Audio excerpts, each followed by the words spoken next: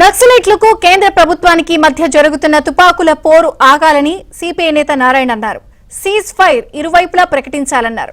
ఉగ్రవాదులతోనే cease fire ప్రకటించారని, భారత పౌరులైన నక్సలైట్లపై cease fire ప్రకటించాలని Narayana demand చేశారు. ఉత్తరం రాశారు. ఆ ఉత్తరంలో పరోక్షంగా సీజ్ ఫైర్ కి శాంతి ఉడంబడికి అంగీకరించినట్టు అర్థం అవుతా ఉంది.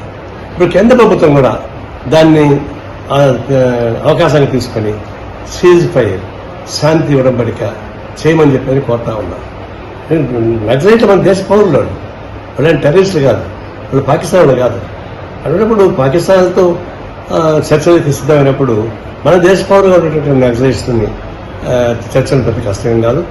ఈ తుపాకుల ద్వారా పరిష్కారం కావు. తుపాకుల పక్కన పెట్టి రాజకీయ చర్చ జరిగితే పరిష్కారం అవుతుంది.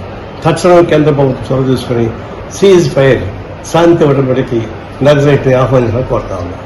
ఆగాలని సిపిఐ నేత నారాయణ అన్నారు. సీజ్ ఫైర్ ఇరువైపులా ప్రకటించాలన్నారు.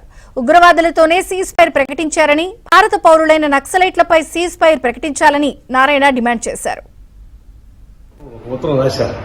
ఆ ఉత్తరంలో పరోక్షంగా సీజ్ ఫైర్ కి శాంతి ఉడంబడికి అంగీకరించినట్టు అర్థం అవుతా ఉంది. ఇప్పుడు కేంద్ర ప్రభుత్వం కూడా దాన్ని అవకాశాన్ని తీసుకుని సీజ్ ఫైర్ శాంతి ఉడంబడిక చేయమని చెప్పని కోరుతా ఉన్నారు. నక్సలైట్లు మన దేశ పౌరులు, వాళ్ళని టెర్రరిస్టులు కాదు, వాళ్ళు పాకిస్తాన్ కాదు. అన్నప్పుడు పాకిస్తాన్తో చర్చలకు సిద్ధమైనప్పుడు మన దేశ పౌరులుగా ఉన్నటువంటి నక్సలైట్స్ని చర్చలు పెద్ద కష్టం కాదు. ఈ తుపాకుల ద్వారా పరిష్కారం కావు.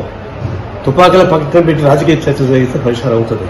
తక్షణం కేంద్ర ప్రభుత్వం చొరవ తీసుకుని సీజ్ ఫైర్ శాంతి ఉడంబడికి నక్సలైట్ని ఆహ్వానించాలని కోరుతా ఉన్నారు.